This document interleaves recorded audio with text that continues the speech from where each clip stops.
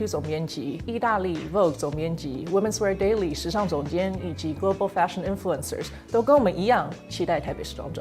时装周在全球重点城市行之有年，以世界观的角度，你们是怎么看台北时装周呢？ Fashion Week is important for many reasons, including upcoming designers to get exposure, upcoming fashion stylists to get inspiration. Fashion weeks are not only important for the fashion community, but they're extremely relevant for cities that host them. Fashion is about the way people decide to express themselves, to show themselves to the world, and also it's about what makes people confident about themselves.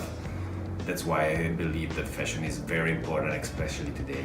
I think Taipei Fashion Week are very important. Asian designers more innovative. I think they like to bring background of their traditional culture into design, and that makes looks very fresh and very unique. There's always been designers from Taipei in all of the fashion weeks. They have become a force in fashion. I think the Taipei Fashion Week is so important and relevant today, and I think that we do need to see new talent in the fashion industry, talent that comes from all over the world, and to be able to have a fashion week that highlights local talent from Taiwan would be so great, and it's happening.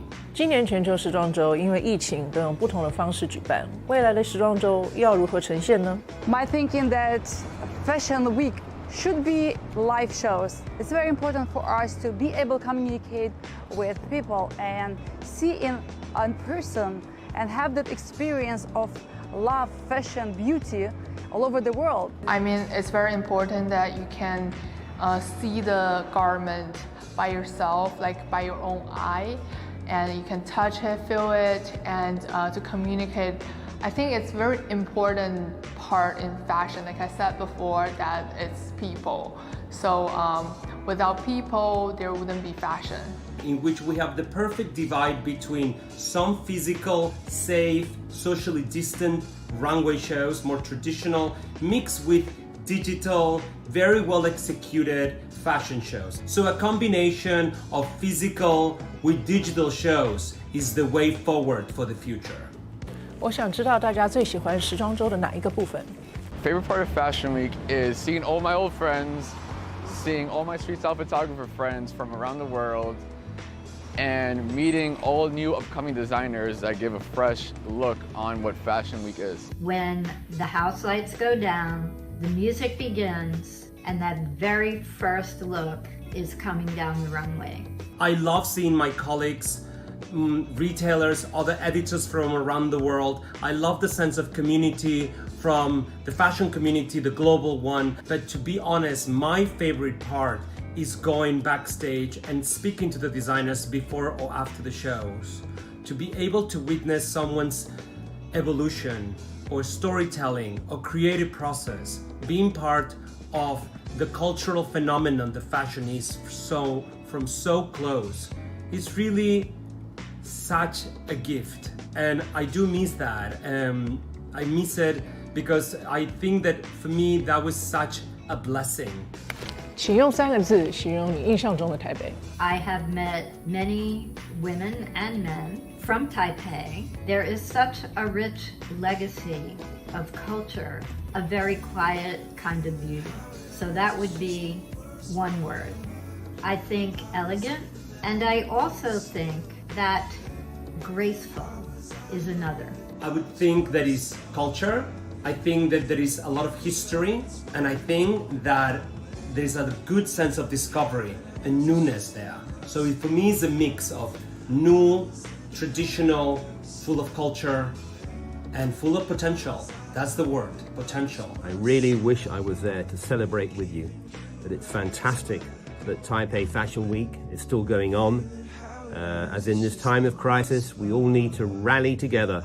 Congratulations on a fantastic week. Wish all of the designers the best of luck, amazingly wonderful and successful shows. Thanks to fashion shows, so I can't wait for all of us to be allowed to travel again. 看到这么多国外的朋友也关注台北时装周，让我们更有信心面对后疫情时代。现在就让我们一起期待台北时装周，看到不一样的台北。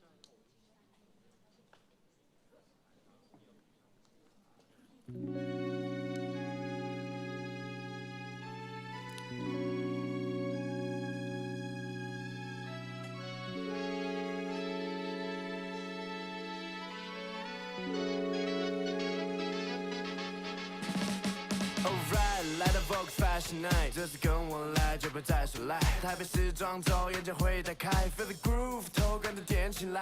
Tonight it's fashion， lights camera action， 跟着节奏 ，Bro what you trying to do？I'm the dance for you。绿灯亮了就好，音乐放了就好，心情嗨了就好。Shut the hell up, let the music play。今晚拍的台北，谁都给 you OK。Let my music replay, let my music replay。穿全白 oversize 这不奇怪 ，Romance bright in your eyes， 我的最爱。味道版 Number 5， 我的浪漫。别离开这节拍，脚步放慢。I've been through hell。各位贵宾午安。台北时装周国际时尚论坛将于1分钟之后开始。如果你的左邻右舍、你的朋友还在洗手间，可以再提醒他一下，谢谢。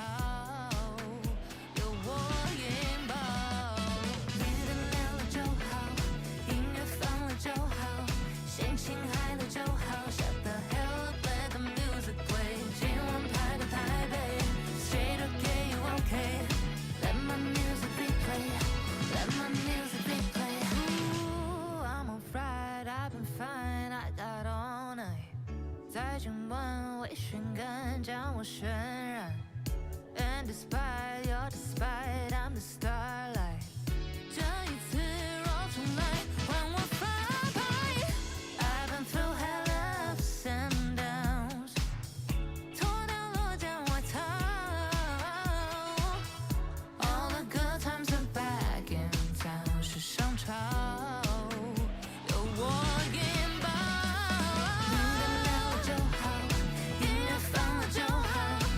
心嗨了就好 ，Shut the hell up, let the music play。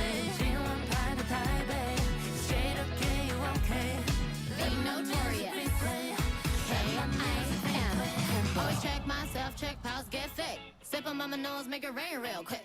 从此风速炫 cameras click click click. 时尚由我变台北 Fashion Week. Vogue, let's make up hair. Me and Julia, Prada, wear. Louis, Gucci, Alexander too. Stella with my Jimmy shoes. Vogue, fashion's night out. Up in here, wildin' out. We'll be up in here 就被玩具跳跳。我全都想要。音乐放了就好，心情嗨了就好。Shut the hell up, let the music play. 今晚拍的台北 ，Straight up can you okay? Let my music replay, let my music replay, let my music replay. 各位贵宾午安！2020台北时装周国际时尚论坛下半场正式开始，让我们再次欢迎 VOGUE TAIWAN 总编辑孙怡上台。谢谢谢谢。我吃饱饭比较没有那么紧张，刚才超紧张的。OK， 我们下一位讲者也是在国外讲者，所以也会用视讯跟我们分享啊。他是 Christina Dean。Is Christina on the line? Hello everyone. Yes, I'm here. Oh. Good afternoon, everyone. Oh, hi, Christina. I'd like to introduce you to our audience a little bit. Nowadays, various industries are under the pandemic's attack. Christina Dean will share the impact of the COVID pandemic on the fashion industry and how the industry is turning to a more environmentally friendly and sustainable development model. Christina is a sustainable fashion advocate who founded Redress in 2007, the NGO with a mission to prevent and transform textile waste in the fashion industry. In 2017, she co-founded the R Collective, the social impact upcycled fashion brand designed by emerging designers using luxury waste. Let's welcome Christina. Hello, everyone. Well, it's wonderful to hear your clap all the way from London, where I'm stuck today.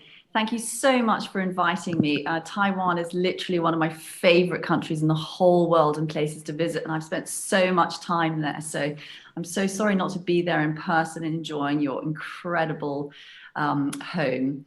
So thank you for welcoming me. We are going to talk about the unfashionable side of in the post-COVID world. But before we do so, I would like to frame some important ideas and concepts before we look at how COVID has really broken the fashion system down as we know it today. So if we look at why we all love fashion, if we could go to the next page, please. You know, we all, I think it's fine to say that we all really love fashion. I mean, this is something that we all do every day as consumers. And of course, many of you in the room are industry professionals, designers, media, supply chain, merchandising, textile educators. I know that we're really in this room right now, we really represent the entire fashion industry. And I want to really come into this talk believing that we all love the industry that we're working in, because it's a beautiful, it's a creative industry, it's an economic driver. Many of you are employed in this industry, maybe you're pulling your hair out at the moment, but we're all part of this incredible industry, which is actually a big driver for development, not just creativity, but it's a very important part of our global economy. You know, supposedly 1 in 6 people globally are actually involved in this sector. And I say that because it's very important that we realize the enormity of this beast that we're going to talk about, which is sustainability. And I think one of the things that really inspires me when I think about fashion is that fashion is a reflection of times. And I often tell myself that fashion is a reflection of our times. So what we see happening in the industry, whether it's the colors, the hem length, or the business environment, that really reflects our culture of who we are today and how we are managing and stewarding this earth. So for me, again, fashion is a reflection of our times. What does that really mean about, you know, how we're living? If we could go to the next slide, please. If fashion is a reflection of our times, this image really for me conjures up both a beautiful silhouette, but also what I would call the darkness of the industry. You know, it's an industry worth fighting for because, you know, for all those wonderful emotional reasons, but many people don't really fail, or many people fail to look behind the beauty into what I would call somewhat the darkness of the industry. If you could go to the next slide, please. I want to give you a very, very quick snippet of why I care so much about this topic of fashion and sustainability. And I'm sure all of you will have your own story of how you've become interested in sustainability, what you're worried about, what you're concerned about. But I just want to tell you mine in a brief, if you will allow me to take a couple of minutes to tell you a very personal story, which frames my passion, so to speak. So I used to be a dentist. Some of you might know that. I worked in practice. I hated it, but I loved public health. Public health meaning, you know, the ideology and the practice that we should protect public health. And for me particularly, I feel very passionate about protecting people who don't have that many rights, generally disadvantaged people who may not vote, may not have much money, may not have healthcare. And I've always really believed in public health, as have my family. I come from a family of public health people. So anyway, I hated dentistry really, and I gave it up, and I became a journalist, and I wrote about all sorts of issues from travel, health, human rights, my sex life. You know, I wasn't always very serious. And I then connected my love of journalism and writing about environmental issues and health, and I realized how polluting the fashion and textile industry are on the planet. And this was when I was living in Hong Kong from 2005 onwards, and I traveled a lot in China around APAC, and I really started to understand with my own eyes and with my own heart that a lot of the pollution that we talk about in this fashion industry and textile industry actually affects those who are most marginalized and who are most vulnerable. And that really that lives with me, that worry that what we do has an impact on everybody, but particularly the most vulnerable. And that's also important as we start to talk about COVID. So if we can quickly go to the next page, please. These are some of the horrible things that I found out whilst being a journalist. And quite honestly, I've got pages and pages and pages of these horrible, horrible statistics. And we're not going to dwell on it because I'm sure you know a lot of them. The only things that I would pull out that I think are very important of all of the horrible ones is fashion industry is contributing 10% of global CO2. This is very important to all of our lives, to our businesses, and as designers, the focus on CO2 reduction is kind of obvious, but I'm pulling it out because it's such a big hot topic, literally, in the kind of global debate right now.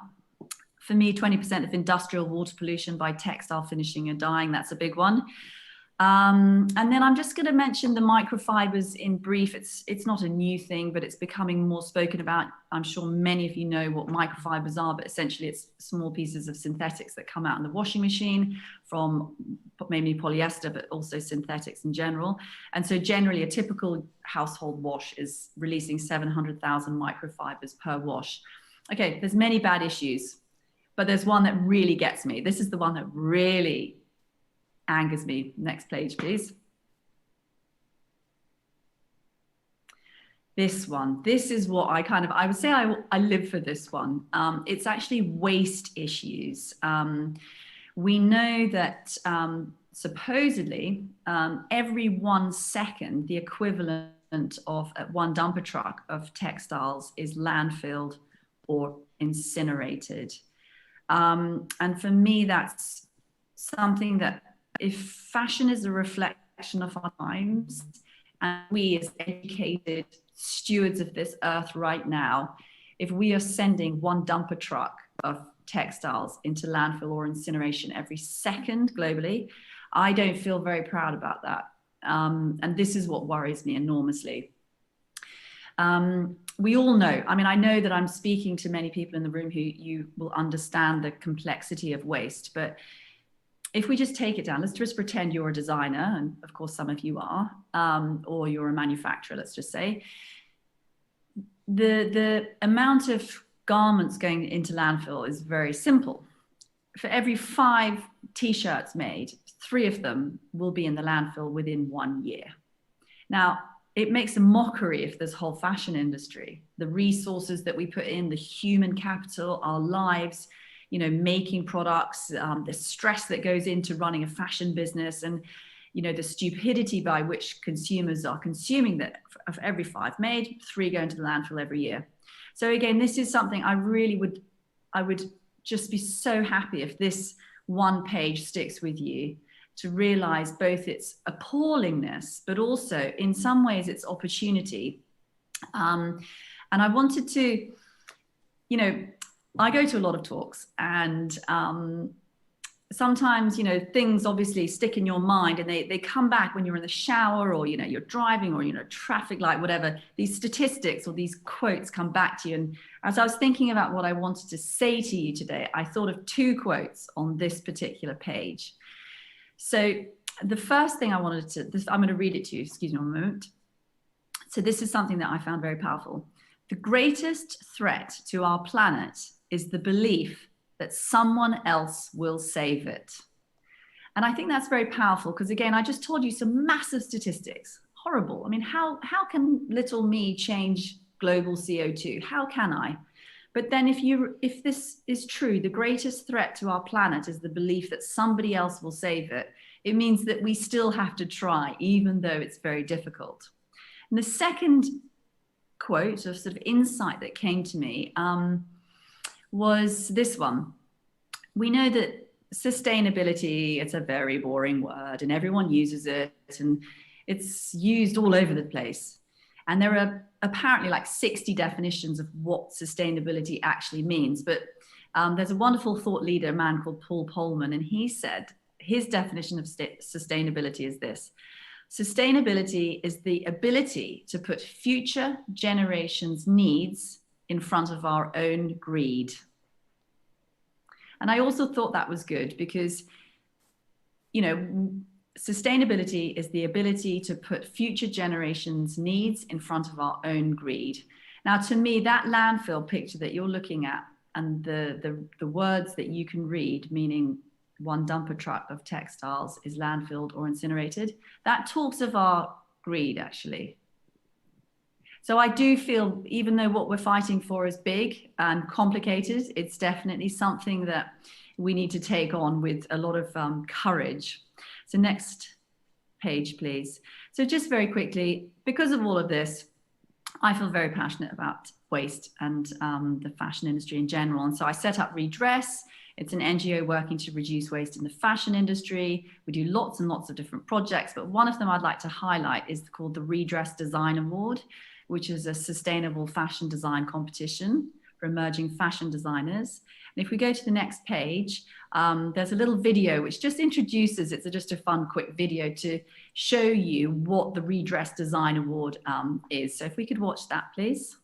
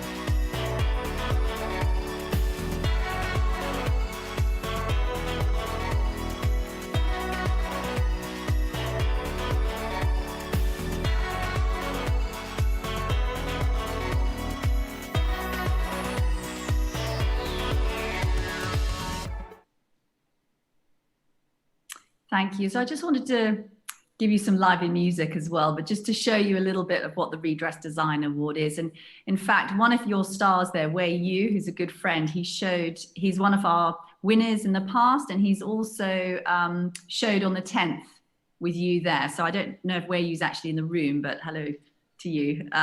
He's my star anyway.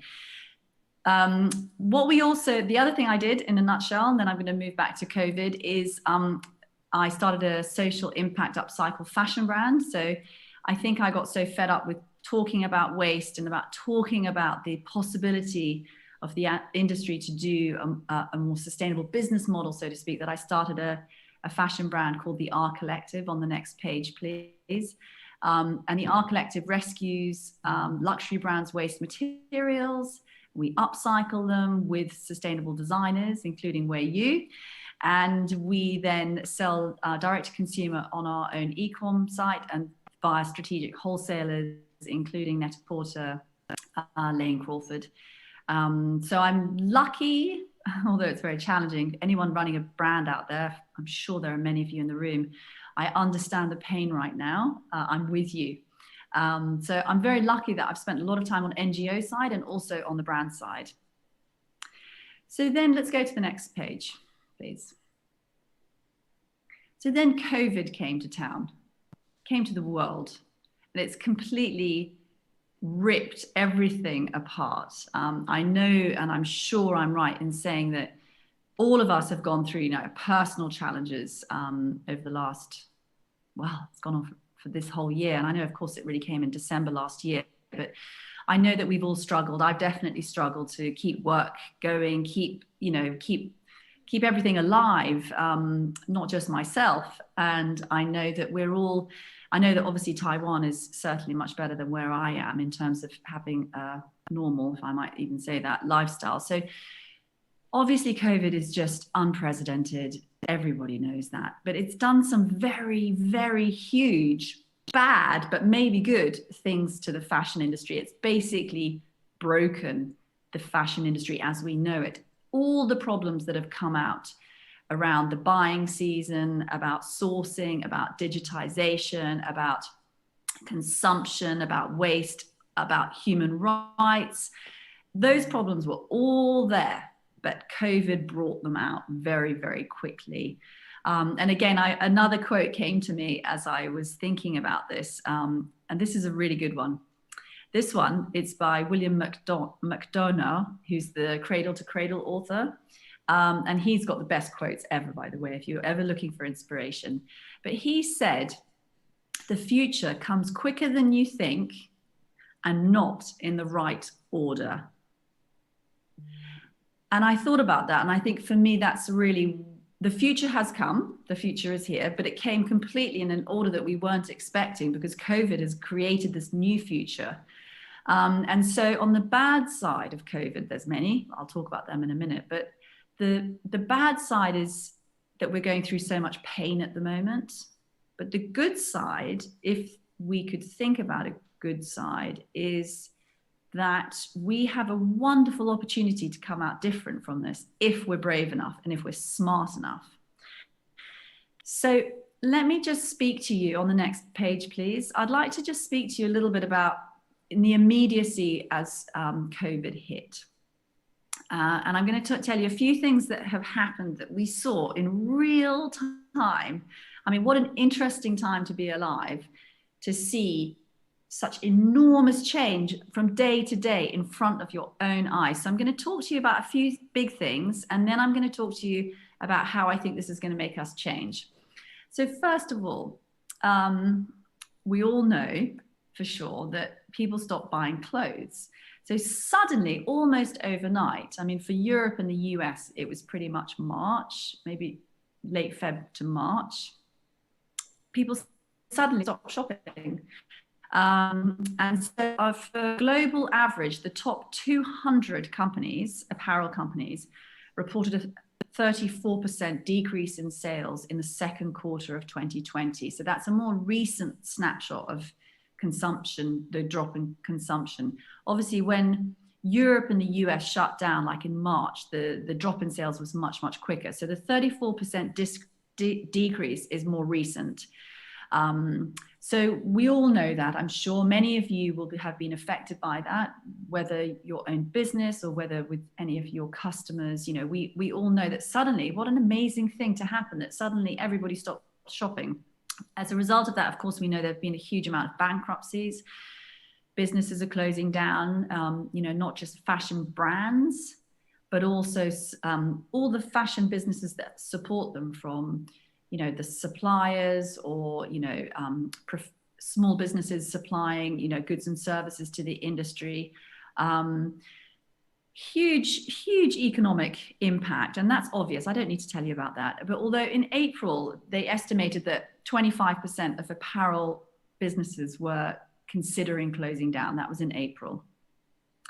Of course, when all this fashion consumption stopped like that, a lot of inventory was kind of just stuck all over the world in different distribution centers. You know, it was stuck on boats, products, it was stuck in storage all over the place. So complete and utter chaos, really.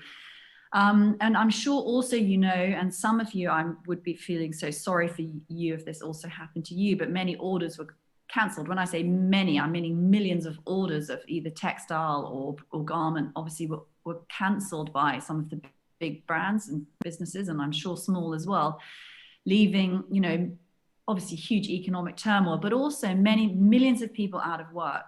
For me, this was very interesting because in a nutshell, if I could share with you a thought, when we talk about sustainable fashion, so often I personally think about the environmental impact as being the thing that makes me very pained. But I think what was interesting during COVID is that we suddenly saw that when people stopped buying clothes, which feels like the right thing to do if you want to be really eco, stop buying clothes. But with COVID, suddenly everyone stopped buying clothes. And as a result, millions of people lost their job. And the people who lost their jobs were the really most vulnerable, you know, the garment workers on some of the lowest wages in the supply chain. And the reason I just say that is because it reminded me how wonderful this industry really is. We need people to consume. We need them to buy clothes. We need to make clothes. And that was a big wake-up call for the whole sustainability movement. We can't be idealistic and say, you know, stop buying clothes, because it doesn't actually work for the economy. And this, I think, of all of the pain that I've been through with COVID, it's nothing compared with the most vulnerable people who have lost their jobs and who can't feed their children. So this is like really where the pain of COVID is being expressed and felt. It's really in these disadvantaged communities. So we actually need people to buy clothes. And when they stopped buying clothes, it was a disaster.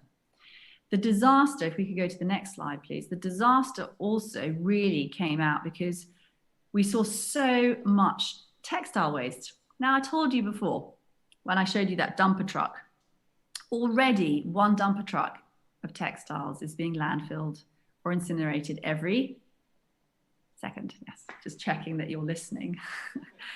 But it's getting worse and worse and worse. And so we saw clothes stranded all over the place. We saw orders cancelled, which I mentioned. And ultimately, what we are experiencing is much more textile waste, which is obviously something that makes us very angry, but we understand it. Now, there's also some very interesting new types of textile waste coming out, and it's the bankruptcy waste. Fascinating to see, you know, so many businesses going bust at the moment, and their liability fabrics are still stuck with perhaps the supplier or in storage. And what's going to happen to that liability fabric and garments? And many cases of bankruptcy haven't really gone through all the courts yet. So we've got even more waste to deal with. And one final, next page, please. Another sort of massive change that has happened with COVID is that people have changed, not just their shopping habits, but actually people, we have all changed in the last, 10 months more radically. I mean, I'm sure you, I think, and I'm guessing because I don't know you all, but I have to assume that you have been changed in some way because of what we've just been through. And so Statistically, we know for sure that consumers are buying less. That's quite obvious. We've spoken about that. But why? Because many consumers have realized that they have enough clothes. Now, that's very important. It's very important for the future of the industry when most consumers, I'm going to guess, 70, 80% of consumers surveyed, they realize now, oh yes, actually I've got enough clothes. So that's a very big mental shift to accept I have enough. Because how are you going to convince them to carry on shopping? That's quite a thought for the future. So they've realized that they have enough clothes, and they also, of course, are not going to many occasions at the moment. We all know that, many of us are stuck at home without anywhere to go. So that could be a big reason of why they've realized that they have enough clothes. But also many survey respondents have just said, I've got bigger things to worry about. And there's this change of value. There's the change of value. Like, I want my health. I want my well-being. I want my mental health. I want my children to be okay. I want my friends. Is my granny okay? All of these thoughts become much more sincere. And I feel like it's a bit of a return to the heart of the human, actually. And I do think that consumers have changed. How long for remains to be seen, but it's never in my time would I have expected that overnight we would all have changed so much. And we also know from consumer research already in the kind of post-COVID time that let's just say roughly 70% of survey respondents are saying that sustainability is much more important to them now. And it's also much more important to combat climate change. And around 70% again-ish of consumers have a greater interest in the circular economy. Now that leads me to my next slide, because I couldn't do this talk without talking about the circular economy. I wonder if you really understand what this really is. And I'm going to give you a very quick lesson on the circular economy. It's very complicated, but this is something that you do need to know. If you don't yet know what it is, please could you go and learn about it. So in a nutshell, what the circular economy is, you can see these three little squiggles. The first line is the linear economy, which is basically what we really live on. The linear economy is that we take something from the earth, we make something with it, we use it, and then we chuck it in the bin. That is the 5 t-shirts every year, and then 3 of them go to the bin. That's a linear system, and that's why we're in a crisis, because it's completely unsustainable. The second one, we could call it a recycling economy, really, which is basically we take something from the earth, we make something out of it, and we use it, and then we repair it, and we use it, and then we maybe swap it, and we use it, and we use it, and then ultimately it goes into the bin. That's also really good. That's a good goal. The middle one is a really good goal, which is basically an extended use phase where it doesn't go straight in the bin and it has a journey. Maybe your friends, you upcycle it, you repair it, you turn it into something else, and ultimately it will go in the bin. But still, let's be proud if we could do that. The third thing is a circle. Obviously, it's the circular economy where resources are kept in the system forever. It's a dream. The circular economy is a dream because it doesn't really happen very much. So if you can imagine, again, I'm going to give you a very basic example of what the circular economy is. If you go into nature and you see a tree falls down, you go back a couple of years later, the entire tree has biodegraded. All the leaves, the bark, all of the tree has become a nutrient for another system, whether that's in the soil or something's eaten it, but there is no more tree and everything has been reused. That is ideally that's what we could dream about in the fashion industry. Globally, if you look at the entire economy, so every single thing that we make, from food to cars to electronics to clothes, everything, only 9% of our global economy is circular. And when you look at the fashion industry, only 1% is circular. So it's a bit pathetic, really. The fashion industry is really, really bad at this. So a bit of a lesson about circularity. And the reason I needed you to understand that is because what COVID has done is it is rapidly accelerating us to push us into a circular economy. Because if we just put a number on this, everyone loves a big dollar sign, dollar signs talk very loudly to fashion industry. And the Ellen MacArthur report, it's a very big document and it would take you a long time to read it, but I would suggest you read it. It's called The New Textiles Economy. In this report from 2017, it is stated that the global economy loses 500 billion USD per year because of clothing underutilization and the lack of recycling. So what that really means is that if we could turn the fashion industry into more of a circular circle, there's 500 billion USD to be made every year. So there is a big economy in the circular economy. That's why it's called a circular economy. And so what we've got with COVID right now is because of the crisis, the brokenness of the supply chain, and consumers are changing, we're having a massive acceleration to the circular economy. And there's money to be made. Don't worry, everyone. We can still survive. Can we go to the next page, please? So I'm going to talk to you in a few more practical, easy terms of what has happened during COVID in a nutshell, and then we've got some time for Q&A.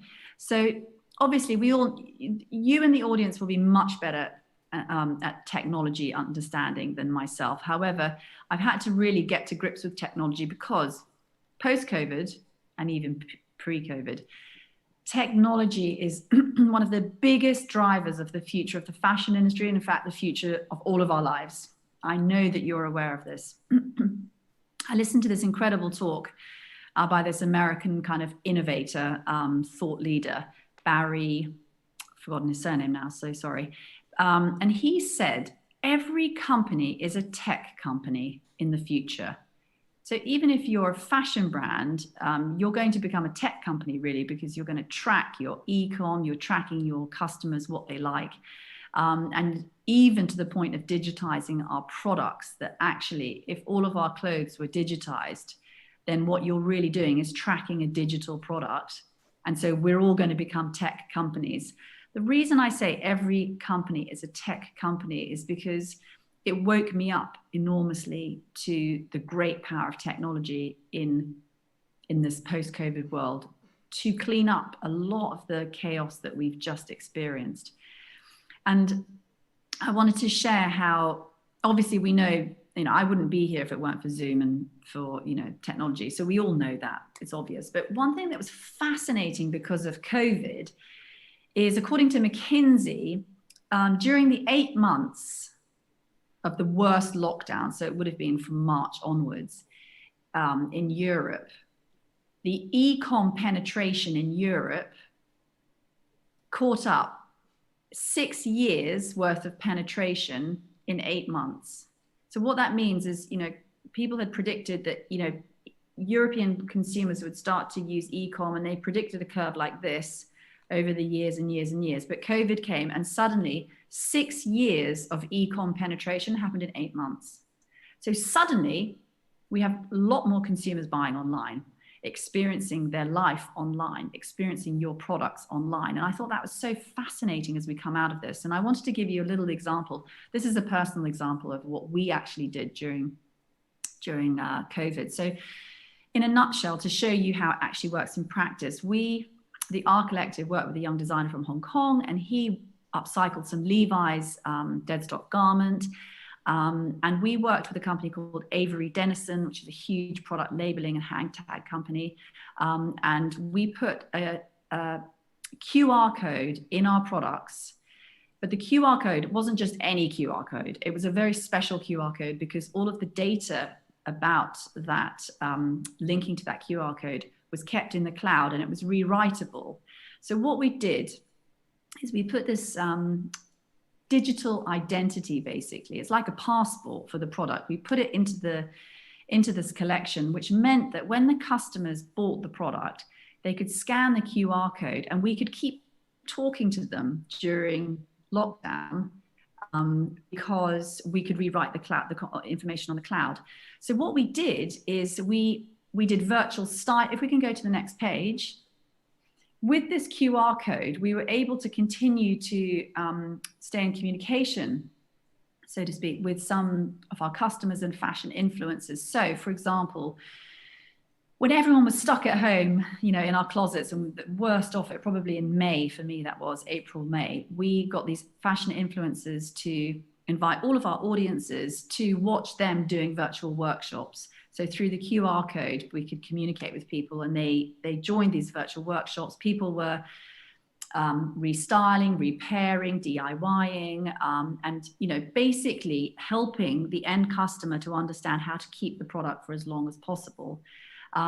What we didn't do, but what you can do with this technology, is even localize the consumers' understanding of where they could recycle the product, because according to the cloud, you know where the product is. And so you could even, we didn't because we didn't have the resources, but you could theoretically be able to tell that customer where and how to go and even recycle that product. So the reason I say this is that, in thinking about your futures in the careers, you may not want to do a digital ID on your product. One day, if we meet in 100 years, I'm sure everything would be digitized. But this was a little simple example that we did, and it got us absolutely loads and loads of media. We got much closer to our customer, because as we all know, we need to be closer to our customer and to really understand what they're going through and to sort of be part of them in a very authentic way. So technology really helped us during that time. And then if I could go to the next slide, please. This is a quick one on some sort of industry technology that we got involved with. Again, a very real life example now. We've seen post-COVID that the kind of push for digital design and sampling has really increased. And that is because people, designers can't travel to their suppliers. Many people even working at the supplier level are working from home. I'm sure many of you might even have had this experience, but when first, being in lockdown, who was going to receive the mannequin? Who was going to do the fitting? Where was the mannequin going to be physically shipped to? And so what we've seen post-COVID is this massive acceleration towards digital design and sampling techniques. And so we, this year, is a real example, worked with some young designers through the Redress Design Award, and we challenged them to use a digital design software called Browseware. So instead of them doing traditional design, they were actually doing everything virtually. And I have a video, but I'm afraid I'm going to skip it because we are, I'm short on time for Q&A. So the point that I want to leave you, if you are a designer out there, is that I'm going to say must, it's a very bossy word, but looking at digital design for your futures is going to be very, very important, because all big companies need that so much more. Reduced travel, CO2 cost, less samples, more efficiency. And I do think, designers who are equipped with digital design, you're going to make it much, much easier and quicker, if I dare say that. Finally, very quickly, another big sort of trend post-COVID that we were very involved with, on the next slide, please, is the push to made on demand. Now, made on demand is what it says it is. And the next slide again. I'm sure many of you know what made on demand is, but essentially it is a system where someone buys it and then it is made. And so at the R Collective, we pivoted our business to being made on demand. So customer buys it, it's made at the supplier, and then the supplier fulfills it. So obviously the benefit is that we're not making inventory. There's much more efficiency, it's much more sustainable, the customer gets what they want. They do have to wait 2 or 3 weeks, but I'm sure they can cope with that. So made on demand is a big push for the future of the industry. And again, COVID has really accelerated that, because businesses are, like the CFOs, like the financial people at businesses, they're seeing all of their money locked up in a warehouse, sitting as a t-shirt, sitting as a dress. It is completely unsustainable to have so much inventory, because that is where your cash sits. So moving to made on demand means that companies don't need to put all of their money into inventory. And so this is something for the future. Many people say the made on demand economy is already here, and it's certainly going to increase in the future. So whether you're a designer, you're a supplier, or me writing about these topics, or you're just a consumer, look out for that made on demand economy, because as I say, it is here. Lots of companies won't tell you much about it. So a lot of companies keep it a little bit secret at the moment. how much work they're doing in the made-on-demand sector because it's new, but it's an exciting part of our future fashion industry. So the next slide, please. So just to wrap up, this was the image that I opened on, and I want to close on it also by saying, of course, it's an industry we all love, and it's a complicated industry, and it's gone through a lot of pain through COVID, but there's great times ahead if we're brave enough and courageous enough. And if fashion is a reflection of our times, how are we going to change what we are witnessing? We're all fashion professionals. Somehow we have a say in what happens. And I want to leave you with 3 quotes that I actually just heard yesterday. I was watching an online seminar yesterday, and 3 very important fashion leaders said the following: fashion must hold itself to a higher purpose. And somebody else said, being less bad is simply not good enough. We need to do better. The 3rd person said, stop talking and take action. And so I'd like to leave you on that. And I know that we're going to have a Q&A session. Thank you, Christina, for your very in-depth sharing. Thank you. So, Christina, your QA session is going to be a little bit different from the others. We're going to have a discussion between you and Storywear's founder, Quan Chen. And like you, with the mission to prevent and transform textile waste in the fashion industry, Quan has a similar mission.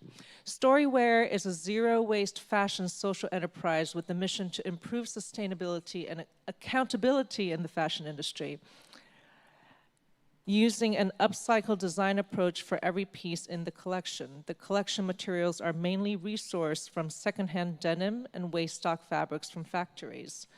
Founder Quan Chen wants to demonstrate how socially responsible business practices can change fashion for good.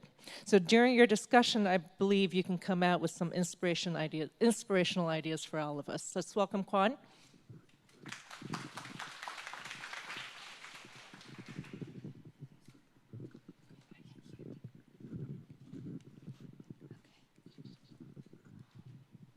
Hi everyone, I'm Quan from Storywear. So we are a base in Taiwan's upcycling design brand. And thank you, Christina. Sorry, I think you are there and you can hear me, right? Christina is an iconic upcycle design NGO founder in Hong Kong. So she has 13 years of promoting sustainable fashion. So it's a really great opportunity here to hear from her. And we have further discussion with her in 3 directions. One is from the designer point of view, one is from manufacturer view, and also from consumer's point of view. And I have the Q&A on me. And I think all the questions I sort of including in my discussion as well. So let's see, is Christina still here? Yes, hi. Okay, so thank you, Christina, for coming back. And I think as Taiwan is a well-known textile country, during the, during the discussion, we will, sorry, I jumped the line.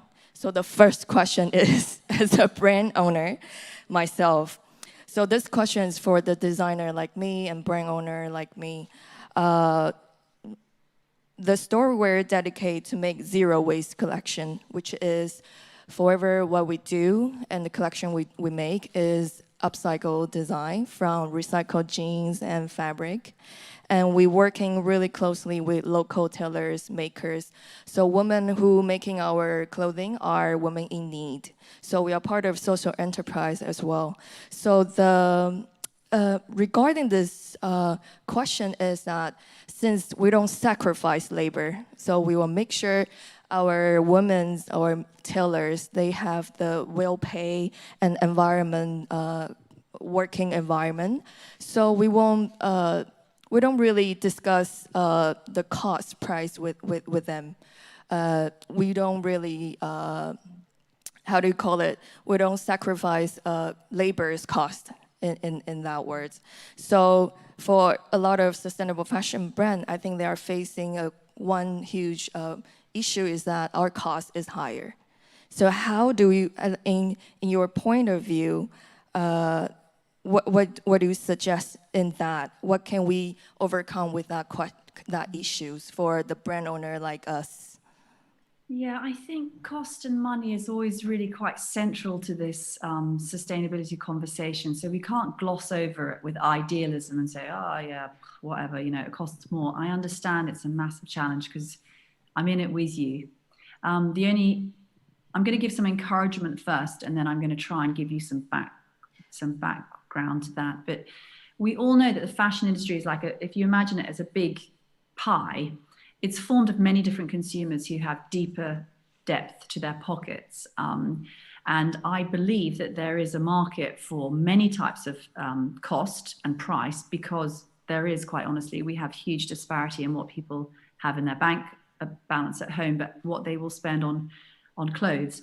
So I'm giving some encouragement to hold on to your price point and to hold on to your beliefs, and don't compromise on those women's salaries. It's the core of, you know, listening to it. I love what you do.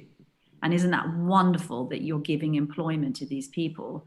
Hold on to it and find the customer, because I am bored to death of people complaining about price points. I know it's incredibly important. Please, I'm not being idealistic.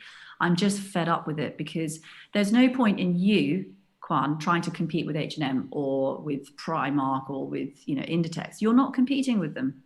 You are in your own segment of the market, and you've got your piece of the pie. I'm in my piece of the pie. Other people in the room will be in somewhere else. There's many types of consumer out there. Find the ones that really care for your product and work on that. Nurture that group, because there are many people that are willing to pay for good product that makes them feel good. So I want to say that as encouragement. And it's also to say to those people who are worried about perhaps starting a sustainable brand, which is very, very, very hard work, but I'm going to say starting to move into sustainability, I would say, please don't be too frightened of the bottom line, because in the future, the sustainable option is going to become the best option. It won't become the only option. So we have to overcome our fear of the price. Now, people who are suppliers out there, you'll be shaking your head and saying, this girl's talking rubbish, because you know the truth, which is that you're pushed and pushed and pushed on price. So I know that to be true. I understand that. I'm just asserting, do not be discouraged by price, because there are many types of consumer out there who are actually willing to pay more. A while ago, I read a very big rant, a rant meaning, you know, and this sort of angry analysis. And it was saying, you know, we cannot solve the sustainability problem until American consumers are trained to spend more on their clothes. And I agree with that, actually. I'm talking about that real mass market, ultra cheap. And I'm not just talking about Americans, I'm talking about Europeans as well. And actually Chinese. I'm talking about the fact that until consumers, and I'm sure this is another question, but until they are trained to put their hand just a tiny bit further into their pocket, everybody on the supply chain is going to be having a headache, heart attacks, stress, etc. But unfortunately, the consumer will have to ultimately start to pay more. I'm talking about the mass consumer will start to pay more. And the reason for that, and I'm sure you're going to ask me this, so I'll just quickly say it, and please ask me whatever you want. But the reason I believe that consumers will have to pay more in the future is because, number one, our raw materials, our natural resources are obviously running out. That's why we're having this conversation. We know that there's price volatility in virgin material sourcing in the future.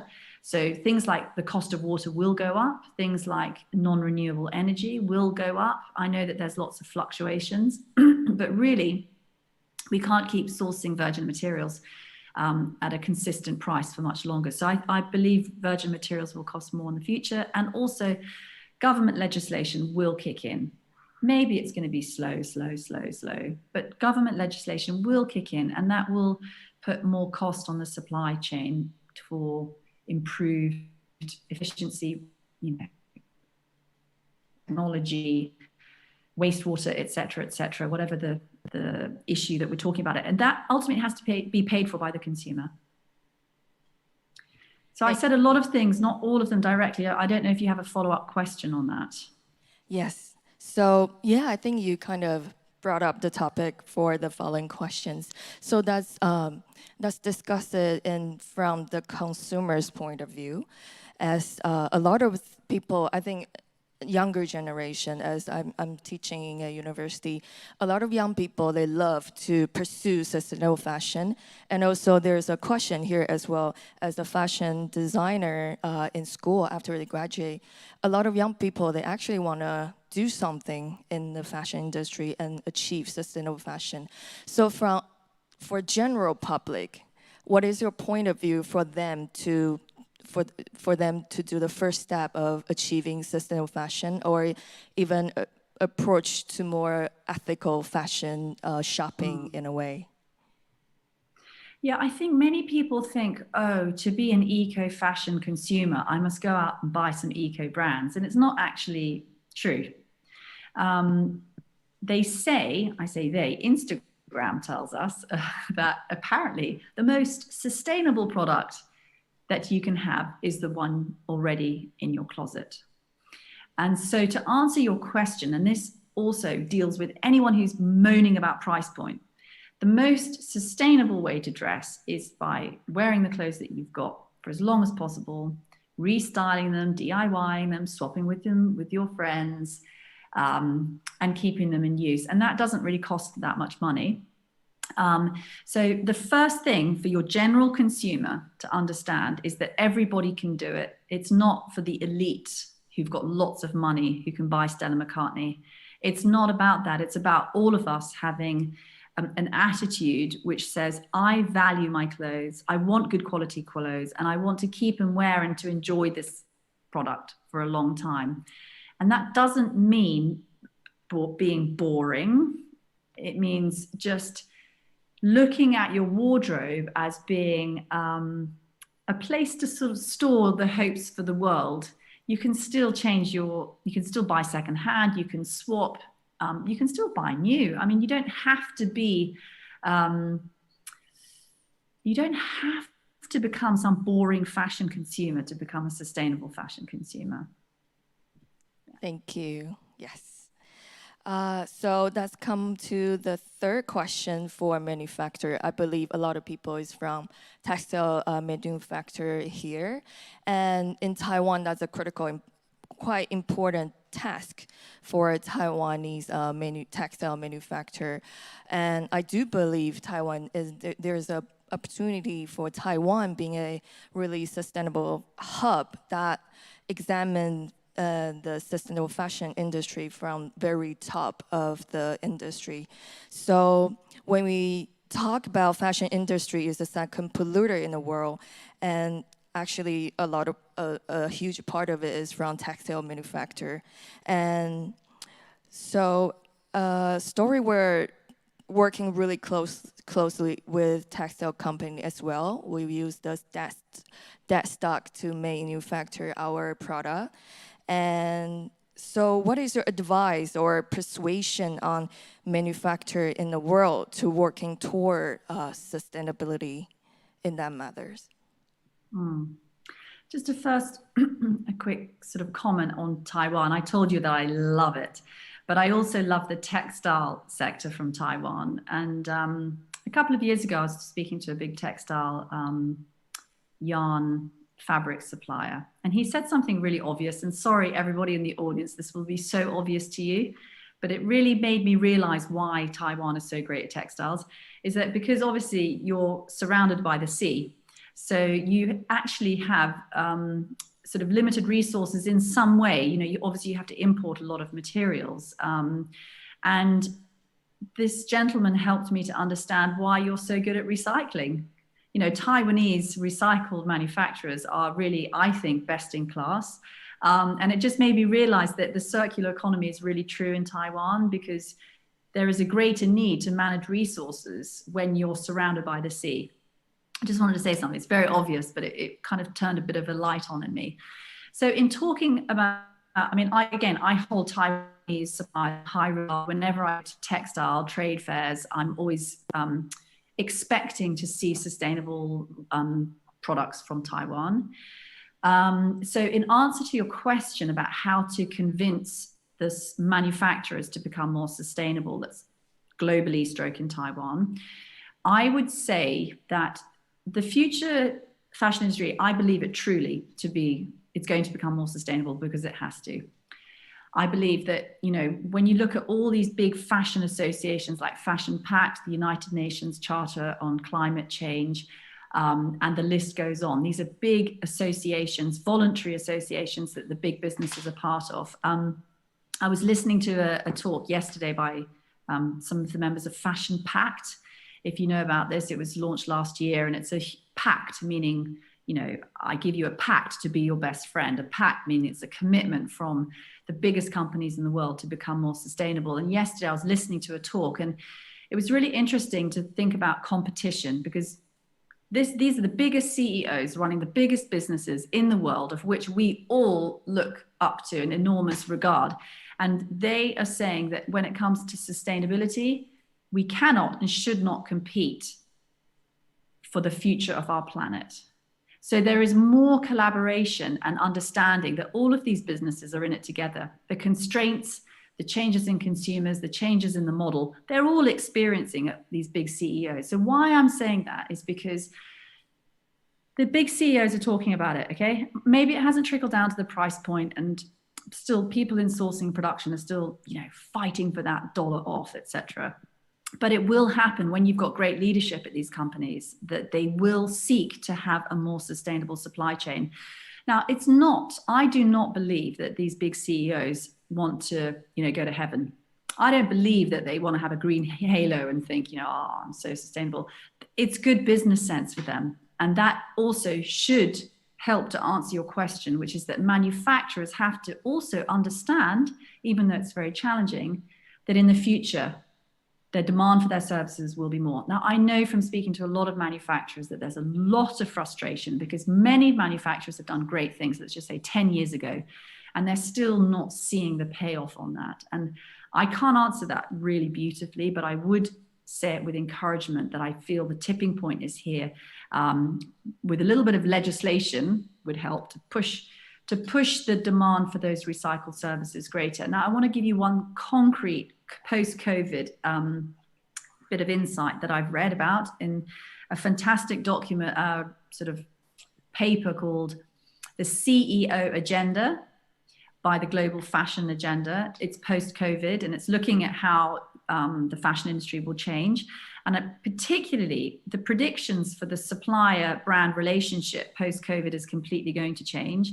Many people in sourcing and production are believing that there's going to be a tighter relationship between brand and supplier, a bigger push for co-investment between the business and the supplier, such that the supplier can have a more stable, equitable, financially viable reason to implement very costly sustainability initiatives. So why I end on that is to say, I believe it's the future. I believe the CEOs, I know the CEOs, they're publicly talking about it.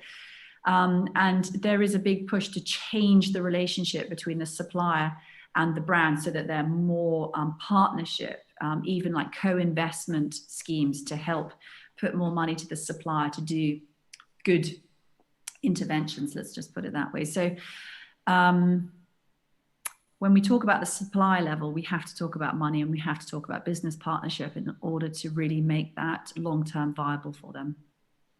Thank you, thank you. I think after the pandemic, and the industry is shifting from the regular fashion industry into more sustainable fashion.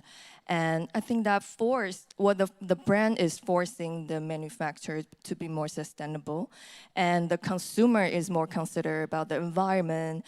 I think it's all linked together. At the end, I believe you will driven the textile manufacturer to change as well. And a lot of textile company, they try to achieve SDGs and in a lot of sense. So I do believe there is a hope for us after this COVID-19. And so last question for you, and it's about your experience, and I hope that you can share with us that when tackling the issue of sustainability in fashion, how has your experience evolved from being an NGO director and now also a brand owner? So my perspective has changed because as an NGO person, I was a bit anti. I was anti-consumption, anti this, anti that. This is wrong. That shouldn't happen. I don't like this. It's your fault. It's your fault. No, it's your fault. Whose fault is it? That took me about 5 years, 6, 7, 8, whatever. And I think now as being more inside the industry, i.e., running a business within the industry and being much more part of the business environment through, I'm part of these working groups at these big associations. I've come to love the industry, and even more, I've stopped being as angry, and there's no point in us all sitting here pointing fingers at each other and, being frustrated. It's about within what we can control, what can we do? And so to answer your question, I much enjoy the opportunity to work with the industry for the same goal, which is basically the triple bottom line. I understand there's no point in being idealistic from a nonprofit perspective without looking at the bottom line of businesses and their constraints that they have.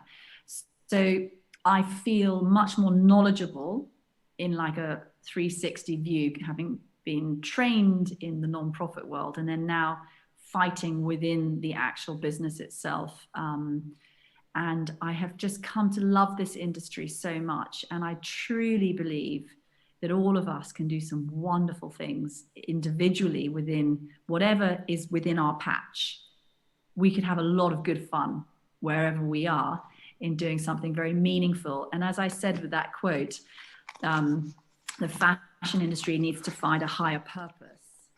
And I think we're all trying to find our higher purpose. And so what a beautiful opportunity to link our personal higher purpose with our work higher purpose and to enjoy the challenges because they have deeper meaning.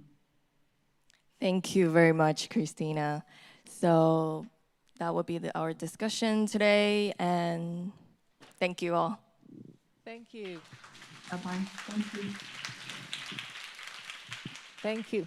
谢谢 Christina 跟冠百给我们带来这么多的启发。前面的讲者谈到了永续环保等议题哦，那我们最后一位讲者除了会提到永续发展，也会讨论到企业社会责任。我们邀请到的是 Amy Chen 台湾莱雅总裁，同时也是莱雅亚太区第一位台湾籍总裁。Amy 带领台湾莱雅创造高于市场2倍的成长，将台湾发展为全球人才库以及创新实验室，更积极推动永续，善尽企业公民责任。我们现在就请 Amy 跟我们分享，不只是美丽，美妆企业社会责任，欢迎她。谢谢。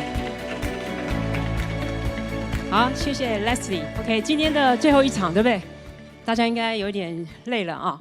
那因为我的时间也只有30分钟，所以我想我今天要分享的呢，其实是我们台湾莱雅不只是台湾莱雅，还包括莱雅集团很实在的一些经验哦。那今天大概是这样，剩10分钟，我想还是免不了要介绍一下莱雅集团啊，很简短，因为今天不是广告时间哦。那第二个我想要特别提到的是，我们2020当初呢推出的这个美丽与众分享的永续计划，然后再来我会琢磨一下2030呢。这个未来10年哦，我们到底有什么样的企图心？好，那我们都知道莱雅呢，事实上已经是一个110年的企业了。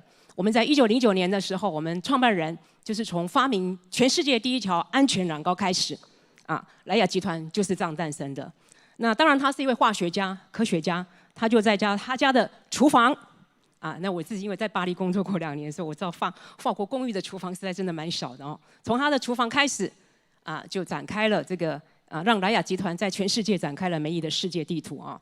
那我们当然是全世界最大的美妆集团。那其实我们现在大概有36个国际品牌，那大概150个国家都有我们的产品。那同时呢，我们每年大概有将近500个专利的推出。那我提到这个专利很重要，是因为我们集团非常在意我们的研发啊。那我们来看看台湾莱雅。台湾莱雅大概在台湾，明年我们就要庆祝我们30周年了啊。那其实我们就在这栋大楼，所以这个就是在21、22、23，所以我刚刚其实蛮方便的，中午就回办公室吃饭啊。那我们还有个员工咖啡厅。那我们另外在内湖呢，有一个我们美发学院呢这个教育训练中心，所以有些朋友以为说我是在那边上班，我说没有，我不需要去塞车时间。好，那我们在台湾莱雅大概目前有17个品牌，很多啊，这样事实上。我的朋友，连我自己的好朋友都搞不清楚我到底集团有什么好朋友。他们跟我在一起的时候都很害怕这个品牌唱错名了。那当然像兰蔻、Kiehl's 啊、理肤保水，很多牌子都是来自于我们集团的。好，今天其实我最重要讲的是这个永续计划2020啊。那其实2020呢，这在这个过去大概2013年的时候，我们集团呢就已经规划了2020我们到底要达到什么样的永续目标啊，非常重要。那时候我们集团的 CEO 大概就规划4个面向：永续创新，当然你知道我们的产品啊，刚刚我讲到 I&I，OK， 创新很重要；永续生产，当然所有的产品都是我们工厂生产出来的；还有永续生活，我们要怎么结合消费者，还有永续发展，大概是这个面向。但最重要的不是说只有喊口号，我想今天的很多讲者都提到了，其实最重要就是我们有什么样的目标啊？那就是我们定下的目标，在每一个面向里面，我们讲到创新，就是要让我们100%莱雅的产品对环境跟社会都有正面的影响。永续生产，我们提到我们要怎么样能够减少60%这个对环境足迹的影响。还有比如说在永续发展部分呢，我们有提到对员工，还有对供应商。刚刚我们提到供应商啊，其实这很重要，因为莱雅有非常多供应商。我们在做永续的同时，我们要邀请供应商一起来投入。还有对员工，那当然我也很开心，我们在台湾莱雅给台湾的莱雅的员工的产假是这个业界蛮高的，我们有14个礼拜，其实就是希望打造莱雅成为最佳健康照护、社会福利保障的一个地方哈。对社区，当然这过去这几年来，我们提供了10万个这个弱势族群的工作机会。这个就是4个面向里面，我们很明确的这个画出这个我们的目标。那下面我就很快的带大家看一下说，它不是只有口号而已，因为这是今年到今年的目标2020。那事实上我们现在的数据是到去年，从去年的数据里面呢，我们就可以发现，对不起，上一页啊，是我们在节能减碳部分，在减碳部分呢，碳的排放量呢，我们已经减少了78%。那我们当初设定的目标是60%。所以事实上是我们超出我们的目标。那同时我们的产能是增加了37%，还有在我们全世界35个营运设施里面，已经达到有35个营运设施呢是零碳中和的地方啊。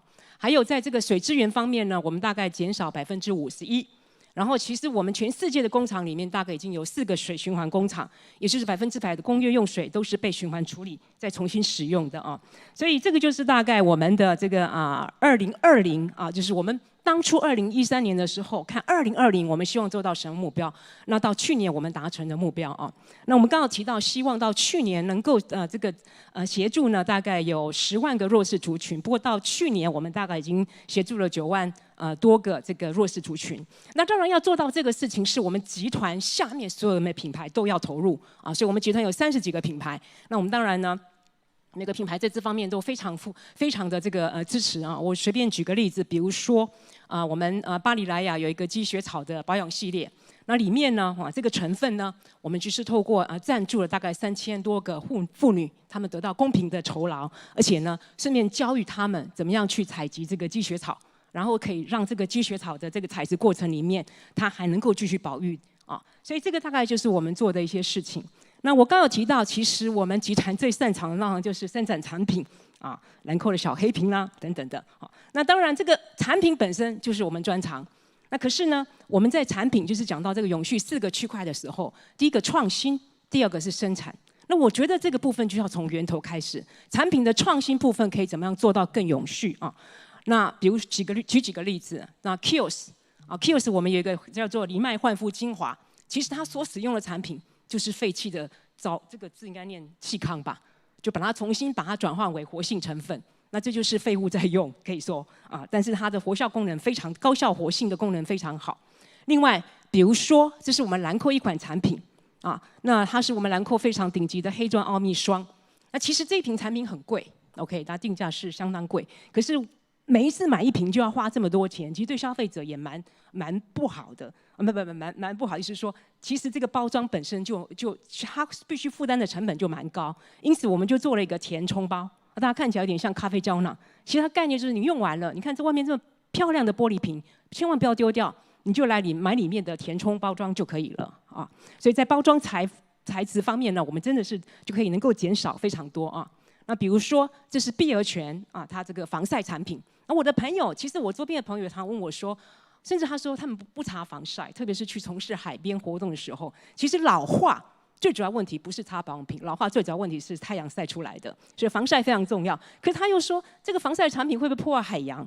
那我们就跟他讲说，我其实就跟朋友讲说，其实我们现在集团想办法，就是让我们的防晒产品不会对海洋造成污染啊。所以这款产品事实上是96%可以做到生物降解性，它配方可以做到这样处理啊。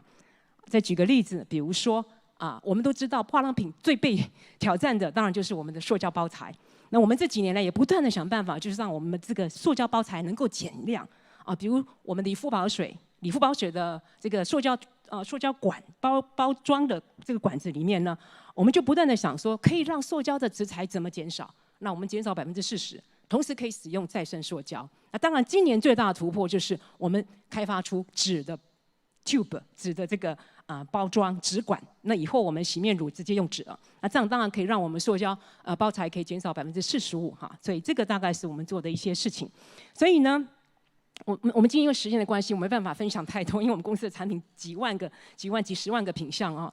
那其实我们很开心是莱雅集团那也因为这么多的投入，我们是全世界唯一一个。我想今天一早上开始的时候这个我们在分享的时候，第一位讲者就有分享到，其实 CDP 的评比里面，很多企业如果你去看，当初宣布他们要做多少，跟实际做到多少都有很大的落差。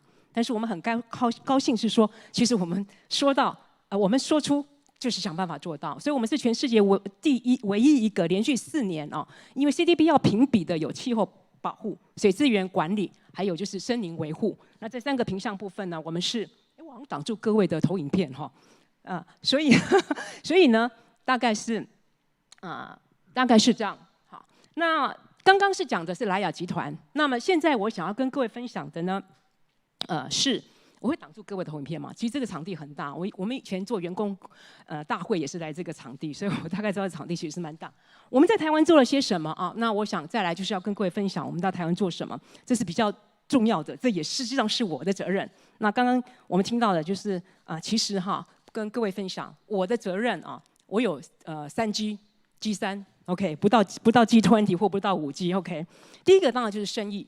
OK， 第二个就是打造员工最喜欢的工作场所，第3个其实就是非常重要，就是怎么样让台湾莱雅成为最佳的企业公民所以我的年底考核评分之一，我一定要评的就是我在永续方面带领台湾莱雅贡献了什么。好，这个是非常重要的。那在台湾部分呢，比如说我们现在的纸张全部都是采购的是那个 FSCC 的这个认证纸张那还有呢，我们仓库呢。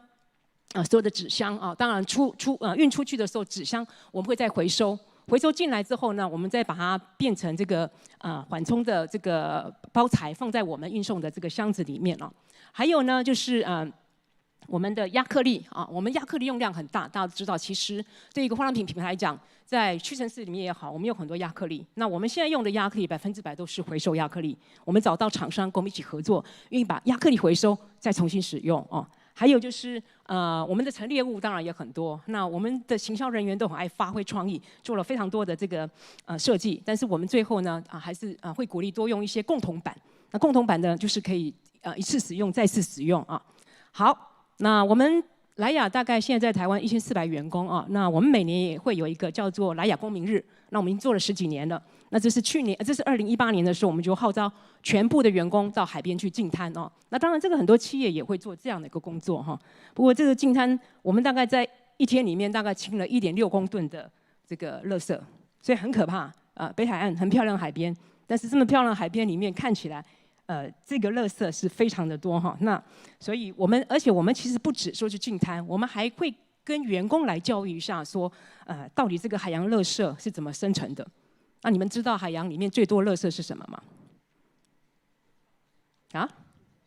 是的，吸管是一个很大的一个，还有这个到现在没有吸管了，还有塑胶瓶。好，所以这个是我们曾经做过的。还有就是我刚刚提过，我们也非常投入这个社会的这个关怀。所以在去年呢，我们也做这个弱势家庭的这个协助，所以我们有扶助200多位的这个弱势长辈、弱势儿童和喜憨儿啊。那我们会帮那个年纪大的这个长者做一些甜蜜蜜啊，让他们再体验一下这个所有的美妆服务啊。好。那另外我们在办公室内哈，我们会号召员工，我们会去做了一个叫永续周。其实永续周就是希望员工能够多加入一点这个大家对永续多出一点力哦。比如说那个礼拜里面，大家就鼓励大家搭交通工具，还有那个礼拜我们就鼓励员工骑脚踏车来。那个礼拜真的有很多员工就骑脚踏车来上班啊，省电减费。还有我刚刚提到我们有个咖啡厅，那我们咖啡厅里面我们都是用这个杯子，我们就不用纸杯。那如果你要用纸杯，其实我们这个也是一个改变。当初要把它改成纸杯的时候，就是你用了一个纸杯，我们就收你20元。所以我有员工跑来跟我反映抗议说 ：“Amy， 你为什么要收我们20元纸杯？好贵哦 ！”OK， 因为你想看看，你去买东西，一个垃圾袋多你1块钱、2块钱，你有敢吗？你没敢呐、我说我收20块纸杯的费用，是因为让你不要再用纸杯了。我的目的不在于20块钱的这块纸杯，而是你不要用任何纸杯了，你就是用马克杯啊。好。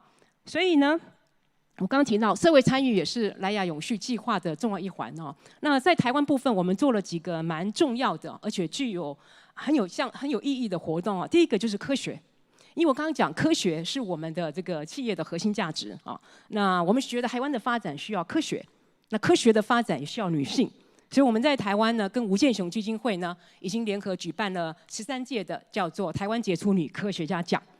那在这13年里面呢，我们其实呢已经奖励过这么多优秀的杰出女科学家啊，比如第一届呢，这位彭汪家康女士啊，她就是台湾号称癌症之母的中研院院士。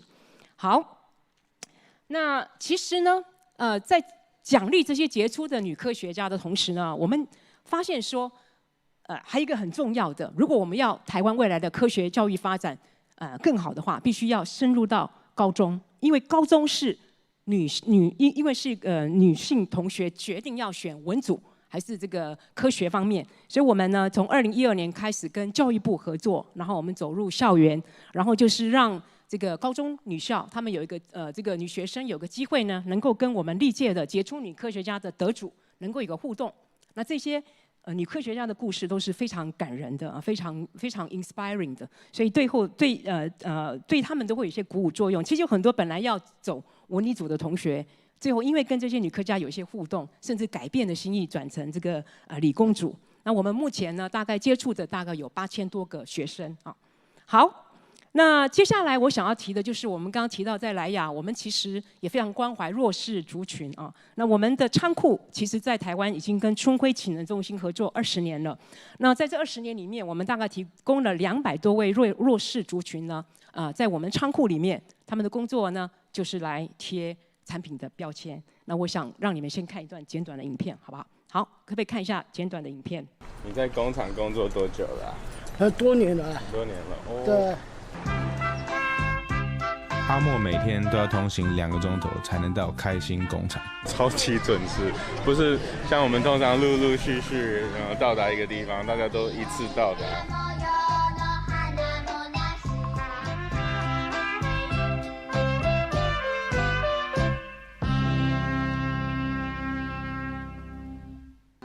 这群其实很容易被社会贴标签的人，工作就是贴标签。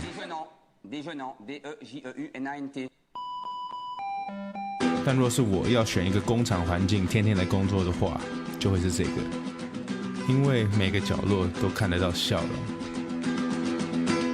很多大企业因为讲究速度还有效率，不太敢用身心障碍的员工，但莱雅就想出方法了。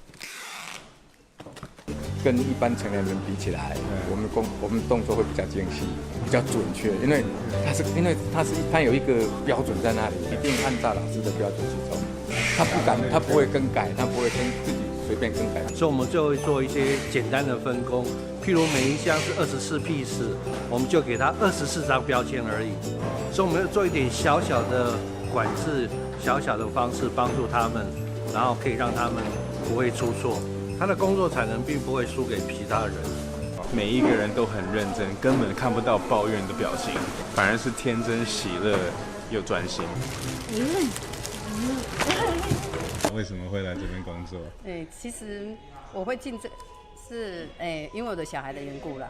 我的小孩来春晖之后，然后所以因缘之下就加入了这个大家庭，让我们蛮安定的啦。因为他们一般这边这种小孩子在家里是比较没有同伴的那个支持或者什么啦。那他来这边的话，他们有同僚。比较接近，所以他们会玩得很开心，工作得很开心。那也减轻了家长很大的负担。因为我们如果一个小孩在家里，我们要出门真的很困难。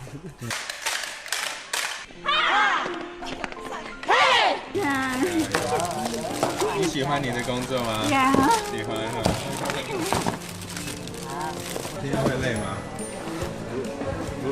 不会啊，不会哈，辛苦了，辛苦了，辛苦了，拜拜，好了，再见。阿木，明天上班。好，再见。再见了。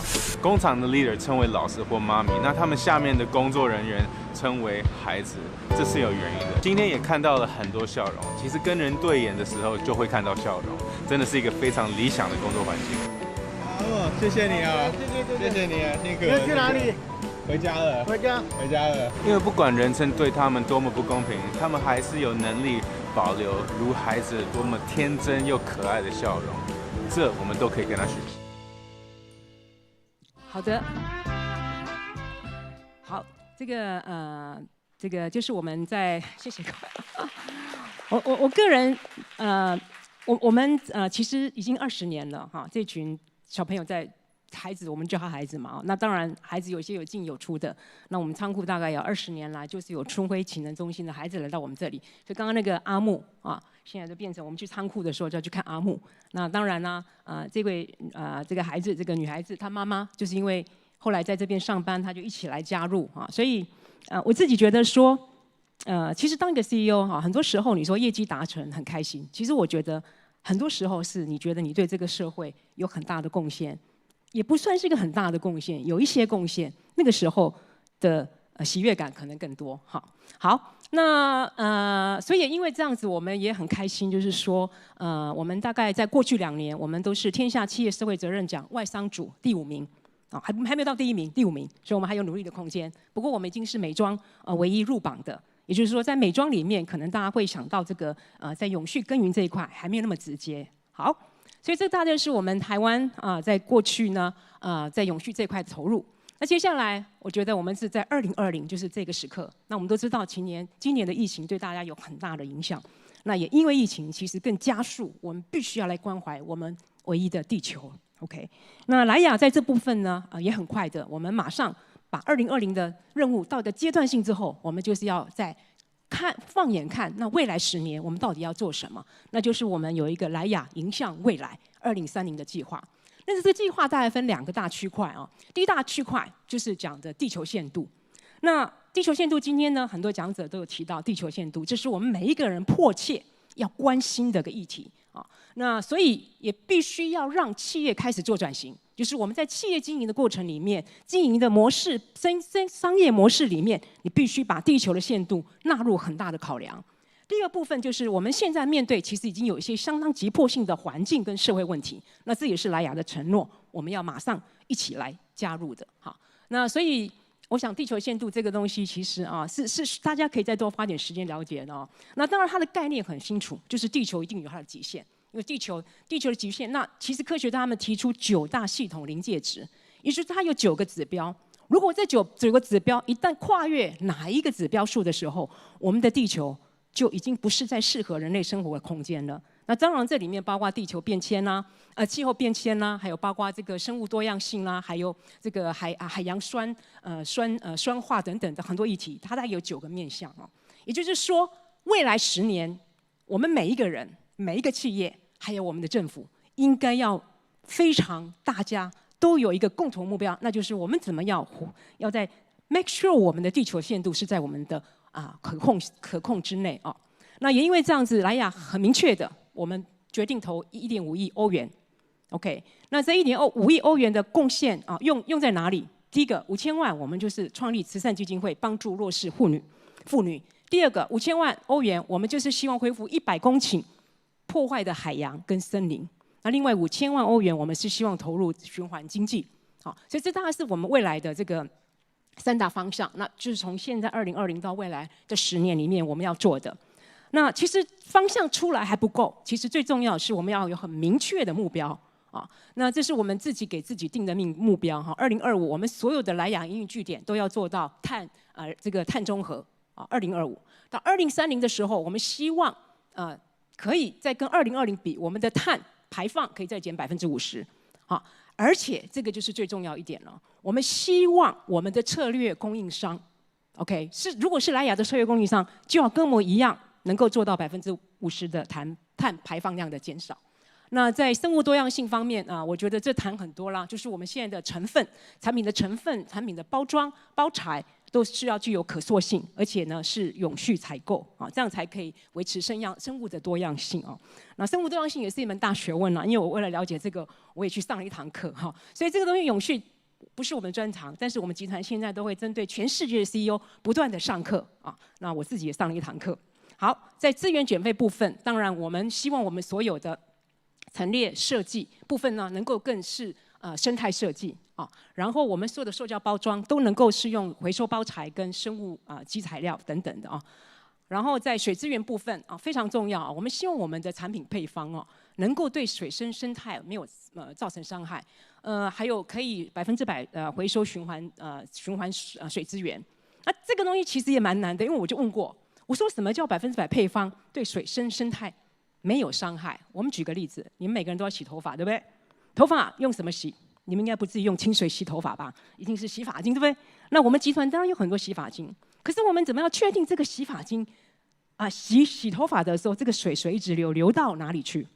那这个整个流的过程里面，我们不会对环境造成影响跟破坏。那这事实上是我们这就是我们要去研究这样的配方可以怎么做到，确实对水生态是没有迫害性的。我只是举个简单的例子啊，这个部分我自己觉得我个人非常的觉得引以为傲。我觉得我们同时要邀请消费者。我刚刚讲我们邀请我们供应商，那你供应商可能讲说，反正你是莱雅，我们不得不跟你合作。就如果你没有办法跟我一起加入永续，我也许可以不用选你当我的策略伙伴。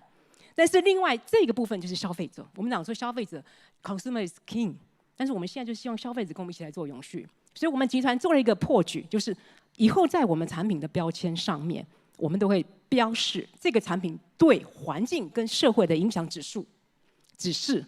那我们会分成 A 级 A、B、C、D、E。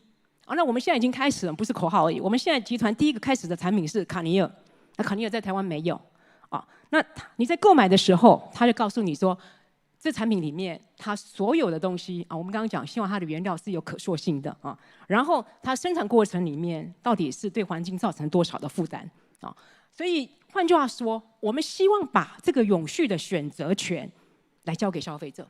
那我们希望未来消费者要化被动为主动，就是说，如果你的产品不够永续，你的产品不够永保，我可以不要用。但是可不可能呢？我觉得非常有可能，因为前阵子我做了一个新世代新价值的分享。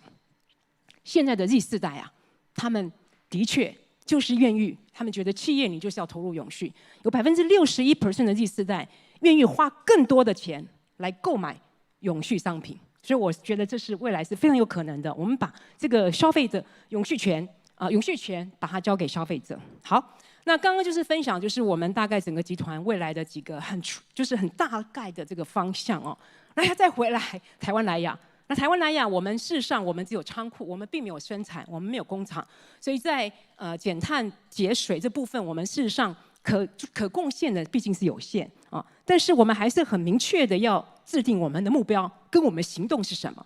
所以首先第一个，我要在台湾莱雅成立一个叫做未来守护队啊。那这个未来守护队，我自己非常开心，是要我们每一个部门里面有人自愿投入，他对永续抱着一股热情啊。那所以他就代表公司这个叫 Task Force，OK， 然后来推动啊，当然就会去收集所有的想法、点子等等的啊。那我们当然在地的永续计划里面呢，包括的面向也非常的多啊，包括要怎么资源减废这部分啊。那我这里先举2个例子，就是我们现在已经做的，第一个是绿电啊。那我想，如果前阵子我不知道前阵子大家有没有看到，就是《经济日报》也做了一个报道，那就是我们事实上我们首创了一个叫做莱雅商办绿电模式哈。那这个模式里面会让我们变成在像101这样的商办大楼里面，我们可以使用绿电，因为在过去是不大可能的，所以我们会变成是第一家外商使用绿电，而且是第一家100%使用绿电。那目的当然我们可以号召更多的企业一起来使用再生能源。啊，那第2个，我想今天有分享哈，刚刚有分享，那我们也希望其实就是想一想说我们怎么样减少浪费。那我们有大概900多个美容顾问啊，就是在百货公司里面有这么多品牌，那当然有这么多品牌顾问。那我们每年都有很多的制服，那些制服每一年都要换新的制服，那旧的制服怎么办呢？啊，那是不是可以回收，然后把它变成一个更永续的时尚？我想今天的议题里面有谈多很多时尚怎么更永续哈，然后当然这也是兰蔻的制服啊，那我们这只是其中的想法之一而已了。那当然我的意思说，我们还有很多可以做的啊。所以我想今天因为时间关系，希望以后还有机会可以跟各位分享我们更多在永续方面的一些做法啊。那我想最后的结论，我就是用我们全球 CEO 啊，他跟我们说的啊，跟我们鼓励的。其实呢，我们在莱雅集团，我们的永续革命呢，可以说是进入这个全新的时代。因为2020是一个 milestone，2030是一个新的里程碑。那所以我们就是希望我们的在我们事业的运作当中，都能够对整体社会做出更有力的贡献。其实最重要的，事实上我们都知道，人类将面临最艰困的挑战。我想这不用说啊，这么多的挑战，大火、地球暖化、COVID-19 都是。